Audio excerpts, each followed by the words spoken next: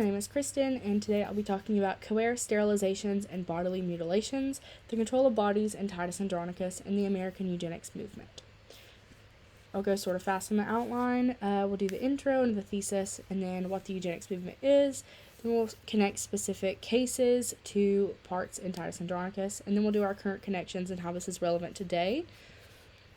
So my thesis is that despite the centuries separating the two, several cases during the American eugenics movement mirror the brutal acts committed against women and people of color in Titus Andronicus.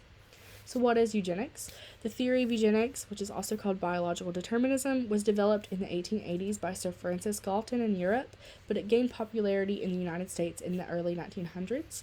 The Oxford Dictionary defines eugenics as the practice or advocacy of controlled selective breeding of human populations as by sterilization to improve the nation's genetic composition, which spread concepts of destructive nationalism, white supremacy, and more.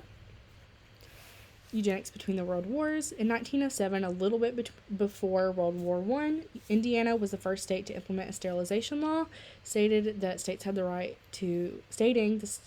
right to sterilize unwilling and unwitting people.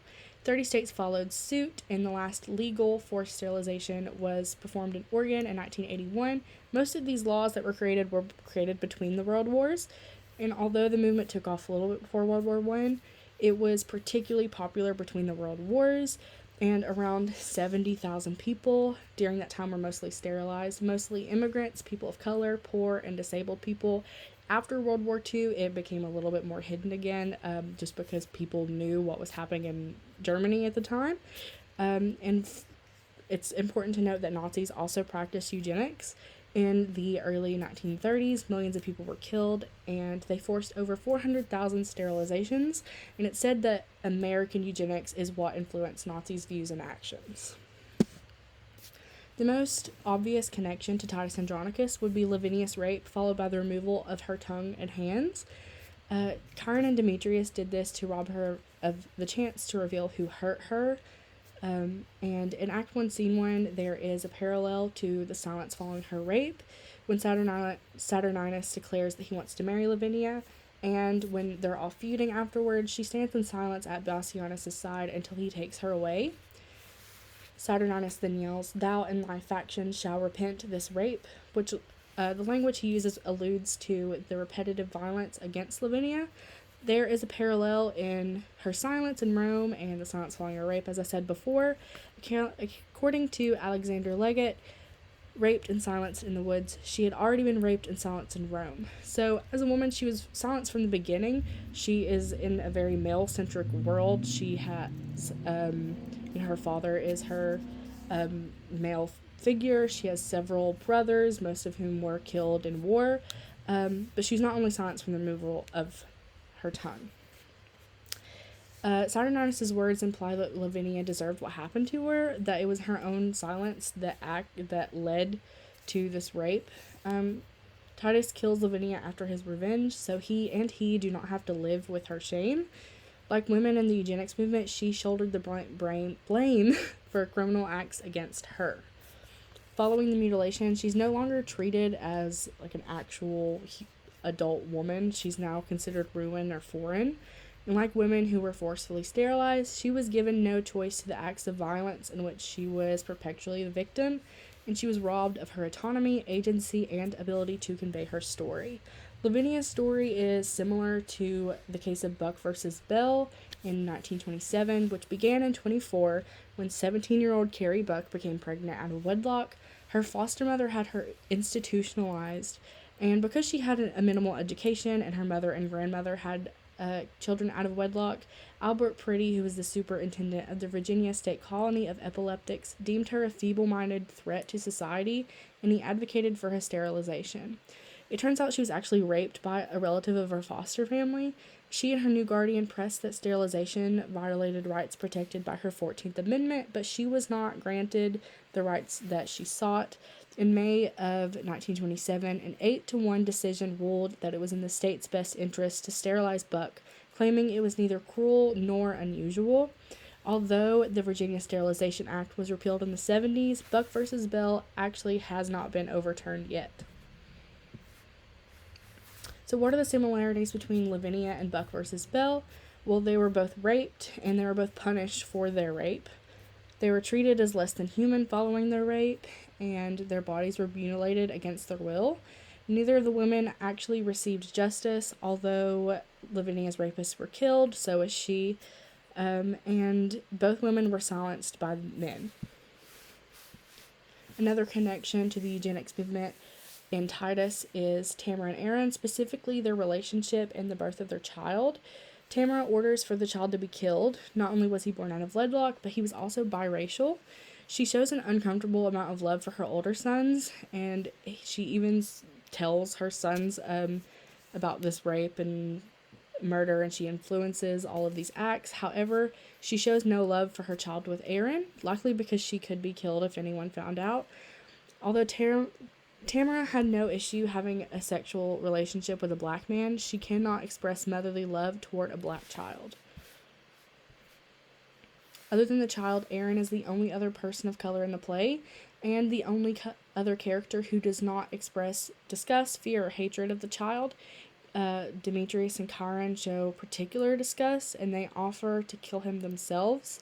Demetrius states, "By this our mother is forever shamed," and Chiron states, "I blush to think of this ignominy." As Edward T. Washington points out, Aaron is stereotyped as a black hypersexual infidel. However, he is the only one who fights for his child and leads us to believe that the child will one day thrive, that it is a positive entity. This brings us to Dr. Harry J. Hazelden, who was a doctor during the eugenics movement. In the late 1910s, in the middle of World War II, he refused to help at least 6 infants that he deemed defective, and they died. Most famously, he refused to assist baby John Bollinger in 1916, who was born with a disability. He defended his actions, and then he went on to give racist and ableist speeches and advocated for sterilizations of unhealthy and unfit individuals. He argued that the baby itself was morally and physically defective and therefore dangerous to society.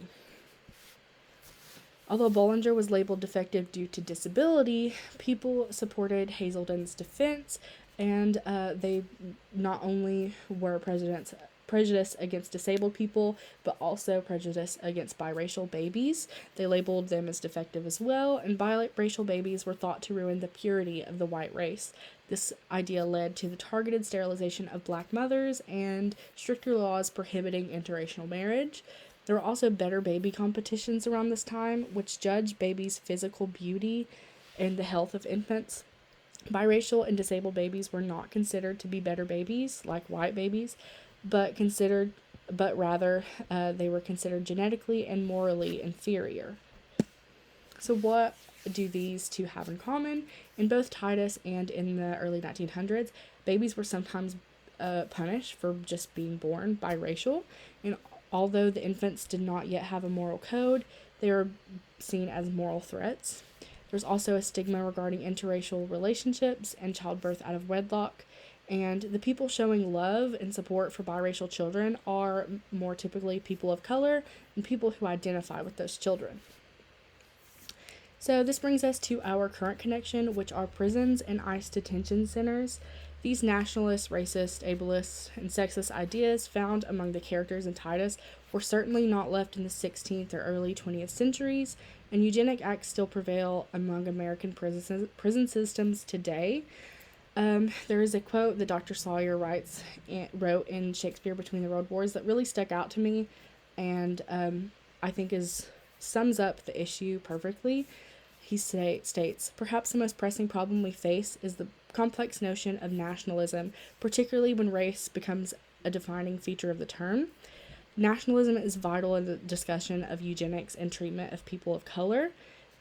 Nationalist views lead people to create white supremacist groups to protect so-called American traditions and American purity, and inflict cruel punishments on Black, Latinx, and immigrant individuals in the United States today."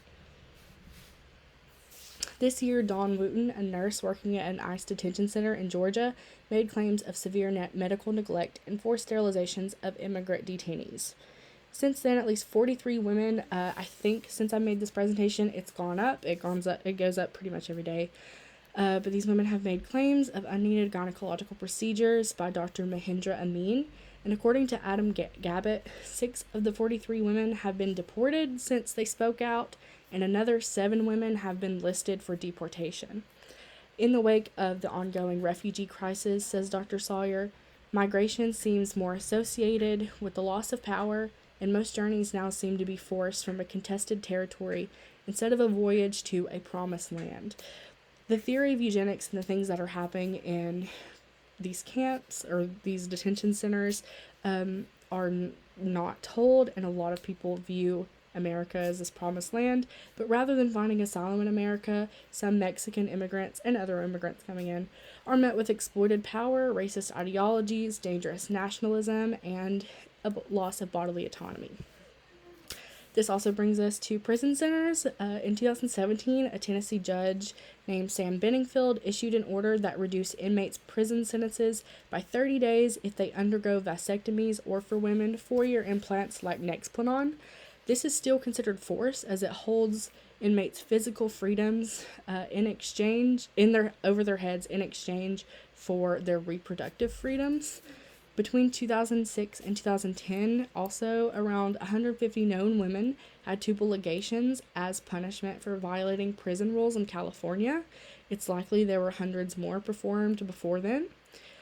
And like during the eugenics movement between the world wars, specifically when doctors like Hazelden were spreading all this propaganda, he even made a movie defending his actions called The Black Stork, which has racist connotations. Surgeons profited from these women's plights, and they were paid in California $150,000 for the procedures by the state.